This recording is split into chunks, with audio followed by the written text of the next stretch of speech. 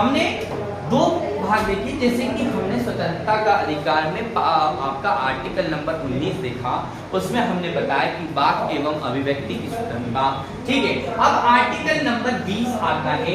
Article number 20 क्या कहता है? 20 नंबर का आर्टिकल बहुत इंपॉर्टेंट है। वो कहता है कि अपराध के लिए या अपराध की दशा में, कुछ दशा में कह सकते हैं कि कुछ दशाओं में अपराध के दोष सिद्धि में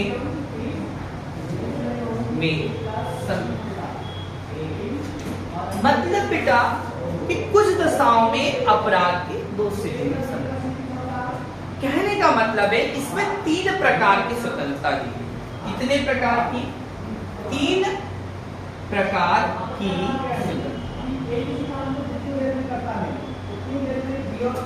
प्रकार की स्वतंत्रता यहाँ पर दी गई है। इसमें अपराधों के लिए दोष सिद्धि, किसके लिए बेटा? अपराधों के लिए दोष सिद्धि है। 3 प्रकार की स्वतंत्रता। पहली स्वतंत्रता कि एक अपराध के लिए एक ही सजा दी जाएगी। क्या कह रहे हैं कि एक अपराध के लिए एक सजा दी जाएगी।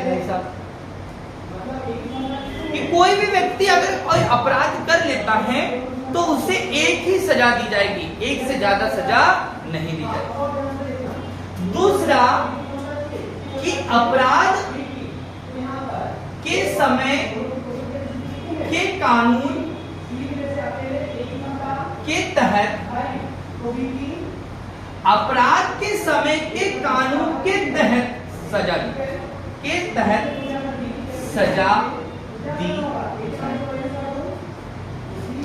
ना पहले के किसी कानून ना ही किसी बाद के कानून के तहत। समझ रहे हैं आप लोग कि एक अपराध के लिए एक सजा, एक अपराध के लिए एक सजा, और अपराध के समय में जो कानून है उस कानून के तहत ही आपको सजा दी जाएगी। ये आपको ध्यान रखना है। फिर अगला जो है स्वयं के विरुद्ध गवाही देने के लिए बाध्य नहीं किया जाएगा।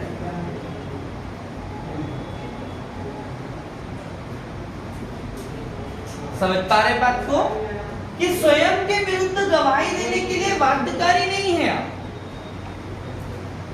आर्टिकल नंबर 20 कहता है कि कुछ दशाओं में अपराध के दोष सिद्धि के लिए संरक्षण।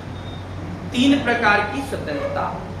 3 प्रकार की स्वतंत्रता में एक अपराध के लिए एक सजा, अपराध के समय या अपराध करने के दौरान जो कानून है उस कानून के तहत सजा दी जाएगी, ना कि पहले के कानून या ना कि बाद के कानून के तहत। और स्वयं के विरुद्ध जो है ना गवाही नहीं दी, 3rd डिग्री। आप लोग बहुत सारी फिल्में देखते हैं, वो फिल्मों में क्या होता है कि काल्पनिक रूप से उसको हम क्या करते हैं, पुलिस वाले हो या कोई भी व्यक्ति बहुत कि तुमने ये अपराध कबूल करो, अब अपराध कबूल करो, इस तरह से।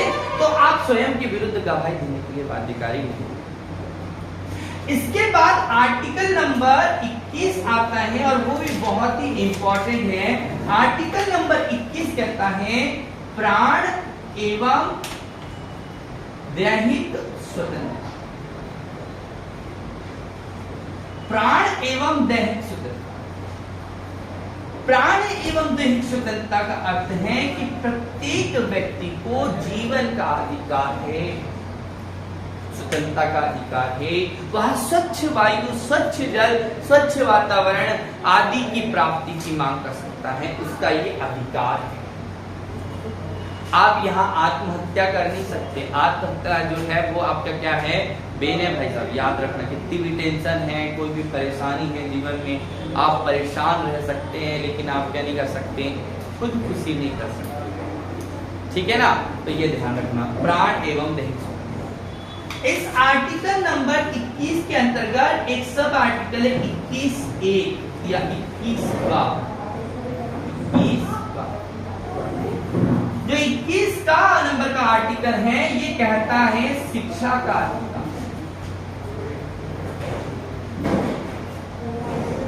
जो शिक्षा का अधिकार है, ये शिक्षा का अधिकार आर्टिकल नंबर क्या कहता है 21 का कहता है, जो 6 वर्ष से 14 वर्ष के बच्चों को अनिवार्य एवं निःशुल्क शिक्षा का अधिकार। आर्टिकल नंबर 21 का क्या कहता है बेटा? शिक्षा का अधिकार जो 6 वर्ष से 14 वर्ष के बच्चों को अनिवार्य एवं निःशुल्क शिक्षा प्रदान करने की बात। ये कब जोड़ा गया? तो ये 86वां संविधान संशोधन 2002 द्वारा ये इसको जोड़ा। तो आपको ध्यान देना है कि आर्टिकल 21A या 21 का में क्या वर्णित है? तो आर्टिकल 21 का में शिक्षा का अधिकार है जो 6 से 14 वर्ष के बच्चों को अनिवार्य एवं निःशुल्क शिक्षा प्रदान करता है, या 86वां संविधान संशोधन 2002 के तहत जोड़ा गया है। ठीक है। इसके बाद आर्टिकल आता है आर्टिकल नंबर 22। आर्टिकल नंबर जो आर्टिकल 22 है भाई साहब, ये बहुत ही इंपॉर्टेंट है। आर्टिकल 22 कुछ दशाओं में गिरफ्तारी निषेध। कुछ दशाओं में गिरफ्तारी निषेध क्या मतलब है भैया? कुछ दशाओं में गिरफ्तारी निषेध का मतलब कि अगर कोई व्यक्ति आपको मनमाने तरीके से गिरफ्तार नहीं कर सकता, मनमाने तरीके से,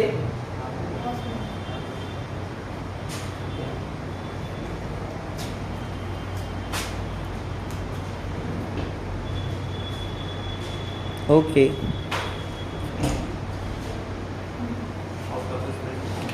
ठीक है। तो कुछ दशाओं में गिरफ्तारी निषेध की बात करती बेटा कि आपको जो है हिरासत में लेने का कारण बताना होगा। साहब आपको मन माने, आप देखते हैं ना फिल्मों में क्या होता है कि गिरफ्तारी वारंट आता है ना? तो यहाँ पर हिरासत में लेने का कारण नहीं, तो ऐसी मनमाने तरीके से आपको गिरफ्तार नहीं कर सकते हैं ना, गिरफ्तारी। फिर आने जाने का अगर मान लो गिरफ्तार कर लिया है तो 24 घंटों के अंदर कोर्ट में, मजिस्ट्रेट कोर्ट में प्रस्तुत करना। आने और जाने के समय को छोड़कर, आने जाने के समय को छोड़कर 24 घंटे के अंतर्गत आपको मजिस्ट्रेट जो है, जज के सम्मुख कोर्ट में क्या करना है बेटा? प्रस्तुत करना है।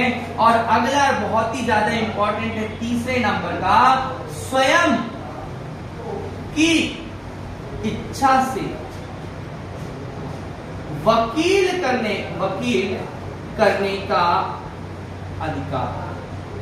भाई आपकी इच्छा है और आपकी इच्छा किसी अच्छे वकील को करते हैं ताकि वो आप दोष सिद्ध ना हो, आप निर्दोष हो, आप अपने लिए एक स्वयं की इच्छा से वकील, मनपसंद वकील को आप क्या कर सकते हैं?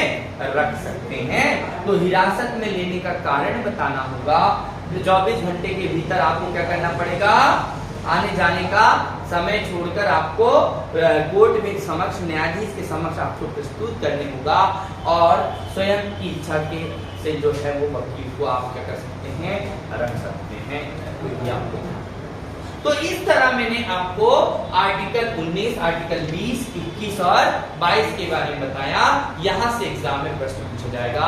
आर्टिकल 19 वाक एवं अभिव्यक्ति की स्वतंत्रता, आर्टिकल 20 कुछ दशाओं में अपराध के लिए दोष सिद्धि का संरक्षण, उसके बाद में आर्टिकल 21 प्राण एवं दैहिक स्वतंत्रता, 21 का शिक्षा का अधिकार, 22 कुछ दशाओं में गिरफ्तारी निषेध, जिसमें हमने बताया कि 3 अधिकार जैसे हिरासत में लेने का कारण 24 घंटे के अंदर न्यायाधीश के समक्ष प्रस्तुत करना और स्वयं की इच्छा का यानी कि मनपसंद वकील को रखने का अधिकार। ओके, ठीक है, बन जाएगा बेटा। ओके, कोई भी क्वेश्चन हो आप पूछ सकते हैं, इसको मैं फिर से आपको बता दूं।